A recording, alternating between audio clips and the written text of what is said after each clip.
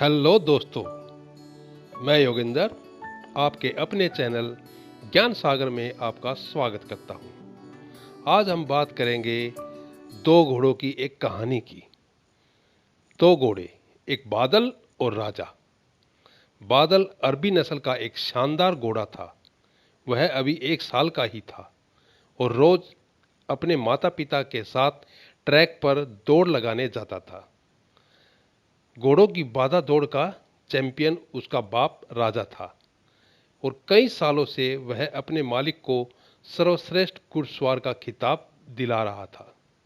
बादल भी राजा की तरह एक अच्छा धावक बनना चाहता था, लेकिन इतनी ऊंची ऊंची और कठिन बाधाओं को देखकर उसका मन छोटा हो जाता है और वह सोचने लगता है कि वह कभी अपने पिता की तरह एक बढ़िया धावक नहीं बन पाएगा।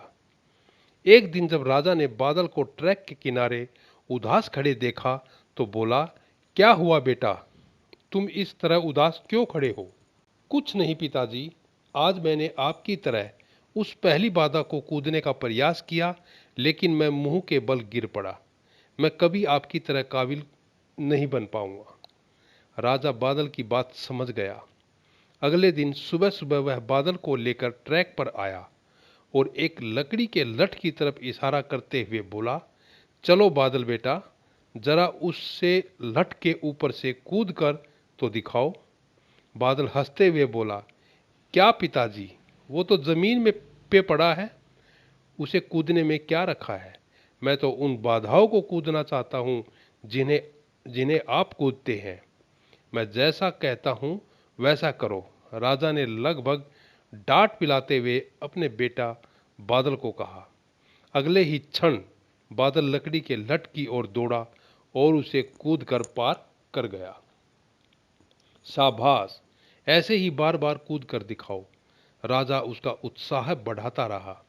अगले दिन बादल उत्साहित था कि शायद आज उसे बड़ी बाधाओं को कूदने का मौका मिले, पर राजा ने फिर उसी लठ को कूदने का निर्देश दिया।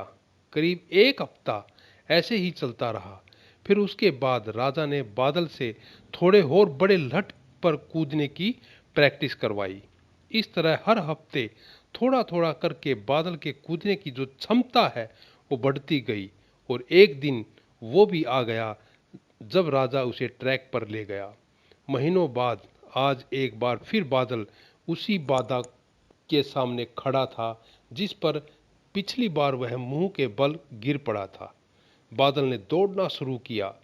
उसके टापों की आवाज साफ सुनी जा सकती थी। 1, 2, 3 जप, और बादल बाधा के उस पार था। आज बादल की खुशी का ठिकाना न था। आज उसे अंदर से विश्वास हो गया कि एक दिन वो भी अपने पिता की तरह चैंपियन घोड़ा बन सकता है और इस विश्वास के बलबूते आगे चलकर बादल भी एक चैंपियन घोड़ा बना। दोस्तों, बहुत से लोग सिर्फ इसलिए गोल्स अचीव नहीं कर पाते क्योंकि वो एक बड़े चैलेंज को छोटे छोटे चैलेंज में डिवाइड नहीं कर पाते। इसीलिए अगर आप भी अपनी लाइफ में एक चैंपियन बनना चाहते हैं या एक बड़ा लक्ष्य हासिल करना चाहते हैं तो सिस्टमेटिकली उसे पाने के लिए आगे बढ़िए और कदम दर कदम अगर आप आगे बढ़ोगे, छोटी छोटी बाधाओं को पार करोगे, तो अल्टीमेटली अंत में आप उस बड़े गोल को अचीव कर अपना जीवन सफल बनाओगे। मोरल ऑफ द स्टोरी, जल्दी हार मत मानिए, बल्कि छोटे से शुरू करिए और प्रयास जारी रखिए। इस तरह आप उस लक्ष्य को भी प्राप्त कर पाओगे जो असंभव नजर आता है।